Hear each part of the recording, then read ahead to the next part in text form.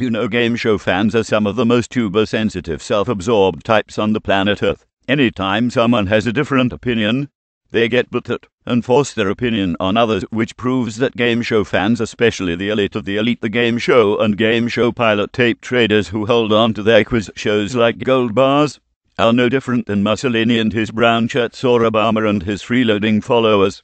Like the following, this tiny group within a tiny group within a tiny group of fans will bitch on and on about not talking about their game shows in a critical light, especially if the show is their favorite games. They will use the Youttube laws to protect themselves from anyone that has a differing opine, because they can't take criticism from no one. These butthurt babies will block you if you make a comment, no matter how truthful. That is what gets my blood boiling with these game show fans. Guys like Michael Tiller, Kyle Wheeler make up the well-known Bush League fanboys, and then you have the elite rat bastard fanboys, the super fans lots led by failed game creator and one of the men behind the soon-to-be history game show network revival of the $25,000 pyramid, John Ritchie, who has an obsession with bringing old game shows from the dead. There's even a class system in the fans lot world. The elites like John Ritchie get butthurt when their fellow sluts of the junior leagues want a flash version of the pyramid to download, only to be turned away by the elitists like Ritchie. At times the Bush League sluts piss the elites off, so much that more often than not the elites have their panties in a bunch and start blocking their bitch boy clientele. And I do say boys, as there are very few women in the group, and these gentlemen, though they may be men biologically in their 20s to early 40s, most have the man-child mentality, though some like John Ritchie have barely made a living off of it. Apparently these fan sluts of both classes have no lives, and their religion is worshipping the holy trinity of Alex Strettick, Pat Sajak and Vanna White.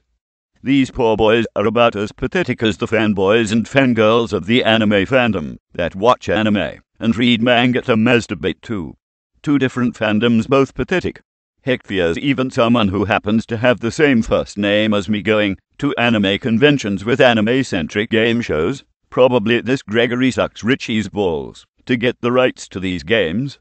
Yours truly actually saw one of these atrocities hosted by this other Greg. A anime adaptation of the Rigmasters Barry and Wright's bullshit. I meant Bullseye. That 80s quiz game that fanboys clamor Sony to revive. Sorry, bitch boys, but Sony has more important things to market, like the PlayStation 4, things that actually are going to appeal to real humans and are going to make money, because Sony is not a charity, but a global corporation that needs to produce revenue, not appeal to 200 American fanboys. And that's what these sluts really happen to be. A bunch of losers that are out of touch with reality. They live in their little game show world, where they pray to Bob Barker every night prior to going to bed, having dreams of being showered in fabulous and exciting merchandise.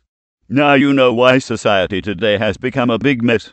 Not only because of serial murderers, racists, corrupt politicians that steal elections, emo kids that forgot the news that their era ended in 2011, false religionists that believe that raping 11-year-old girls is okay, and that calling the Caucasoid race the seed of Satan is freedom of expression, unashamed perverts, sad losers having no life and no dignity masturbating to anime, manga, hentai, yaoi, and the other types of disgusting pornography, and their brethren that have an unmistakably equal fetish, pervertedly obsessing sometimes religiously over bullshit game shows, boys like Michael Tiller, Kyle Wheeler, and John Ritchie Jr.